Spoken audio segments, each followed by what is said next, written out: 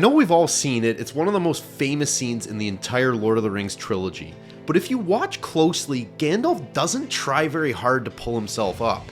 He looks like he purposely lets himself fall, but at a time when the fate of Middle-earth was in doubt and the rest of the Fellowship desperately needed him, why would Gandalf give up so easily? In my mind, there are 4 different possible explanations and they all build on each other, so make sure you watch right to the end. First off, if you remember in that scene, the rest of the Fellowship are taking cover from the goblins' bow and arrow fire. Had Gandalf held onto that ledge for much longer, his friends would have rushed to help pull him up and put their lives in danger. It's plausible that Frodo or Aragorn or any of them could have died attempting to help Gandalf. I think he had a deep sense of their importance to the mission even at that early stage, and that leads me to my next point. Gandalf always seems to have some premonition of what's coming. Now clearly he can't predict the future outright, but it always seems like he just knows a little bit more than everyone else. As he held onto that ledge, he may have had a sense that something good may come of him falling and continuing his battle with the Balrog. Ultimately, he dies and becomes a white wizard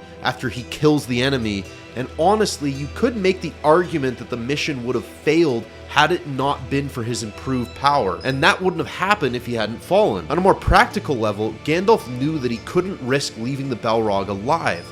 That would have posed too great a risk to the Fellowship. He knew that if he didn't follow it all the way down and kill it with his own 2 hands, the Balrog could possibly have survived, and even worse, escaped from the mountain and stolen the ring.